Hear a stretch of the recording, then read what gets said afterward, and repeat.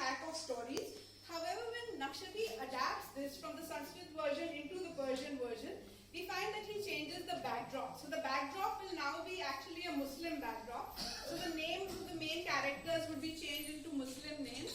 And let me just tell you that the story therein, it has got multiple layers of stories. What we say that there are multiple plots within the Tutinama. But the main story is this, that there is a merchant who goes out on an errand and he leaves his wife with a parrot and a maina. And it so happens that his wife falls in love with somebody else and she wants to have this extramarital affair with this other man.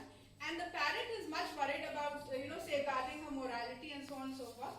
So every day he tells her one story so that she is unable to go and meet her lover. So that's what these stories are about. And every time the story is so mesmerizing, and once the parrot starts telling the story, it goes on for the night and the night passes and she's unable to go. Now in the original Shukha Saptati, it so happens that when the merchant comes back, the parrot actually tells him that your wife had fallen in love with somebody and she wanted to run away, to have an affair. And the husband forgives the wife. But in the Tutinama, since like I said to you that the backdrop is Muslim and Islam has a very stern take on adultery, so she doesn't survive this, this idea of deceiving her husband. Now this work was supposedly written in the time of Alauddin Khilji. It was presented to the library of Alauddin Khilji where it was latent most of the time.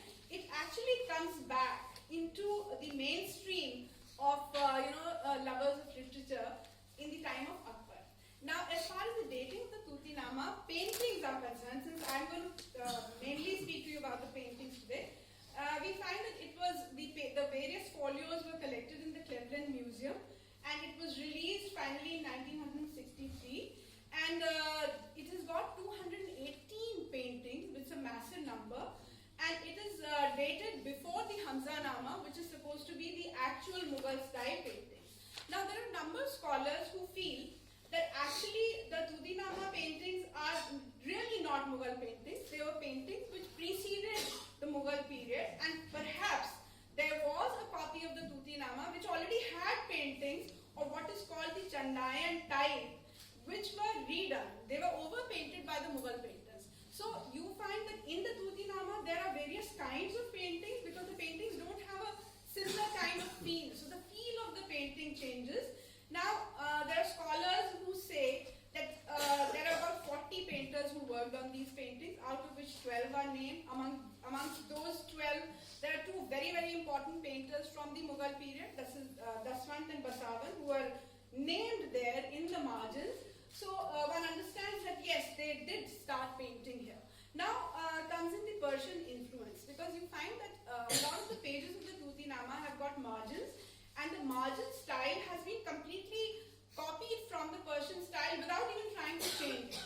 So if we say that some of the pages are from the Chandayan and have been overpainted, we find that while the work was still being done, which took somewhere around 5 to 6 years to complete, the painters felt that they already kind of had a feel of how to work on these stories afresh, and therefore the paintings will become new. The other thing is that Akbar himself was very particular that within a story, which is that important point which needs to be painted. So he would select and he would say, well, this is the point which needs to be illustrated, and therefore it will come as an illustration. So can we please have this?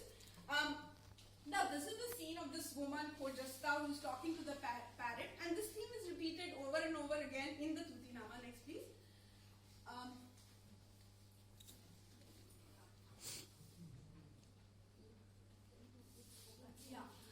Now this is that smart parrot who manages to kind of, keep Khojasta in control. Now this is one of the stories, and let me tell you that the first story that the parrot told was this. This is the story. The parrot is telling her a story because he wants to stop her. So he says that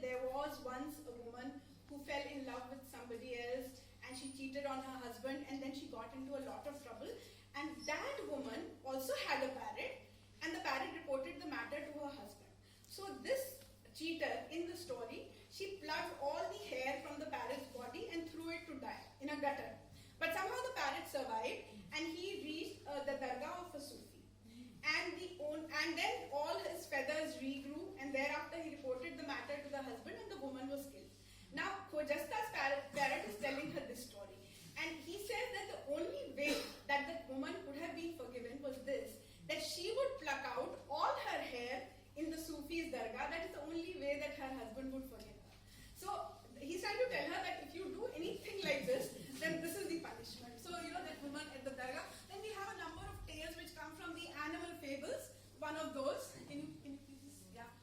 This is again Khojasta talking to the Mittu, because she talks to him every night. Next, please. This is, another story in which there's a woman who deceives somebody and she's throwing somebody into a well. This is a story in which there's a man whose soul gets corrupted, and this woman is wealth personified. So she's actually Lakshmi personified, who's walking away from him. So you would find a lot of Indian backdrop to this whole thing. So this is again Khojasta talking to the Mittu.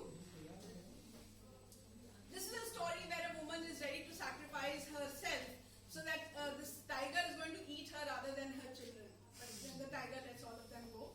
You can see that there was a lot of Persian stylization, in the sense that all this, the natural backdrop that they are using, is typically Persian stylization, while they would try to include what I would call, the humanistic element which the Mughals were trying to achieve in the facial features of the various characters that they are portraying.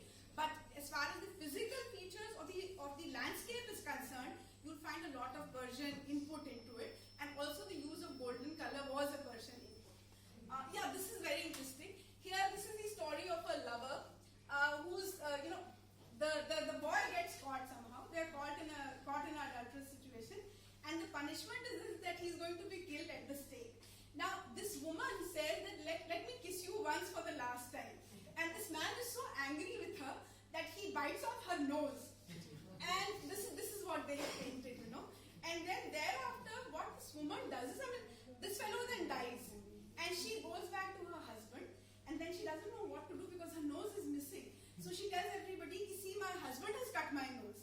Now, there was a thief who was watching all of this. So he reports to the judge that you open that dead man's mouth and her nose will be in there. And her nose is found there. Now, this is another story in which this man is trying to get rid of his wife, so he throws her into a well. So you can tell me whenever my time is up, I'll just wind up. Yeah. Now, this is very famous. This Akbar loved this story. You will find in his record, जहाँ पे ये रंग के सियार आ जाता है नीले रंग का. This is a famous story. Again, this is a repetition. This is a story where the frog invites a snake into his pond because he was friendly with the snake, and he thought that if he brings the snake in, he'll be the most powerful frog. But the snake eats all the frogs, and ultimately it eats him also. Again, a very famous tale. The same one depicted, and you can see that the stones. Now, this is another story where there is a prince,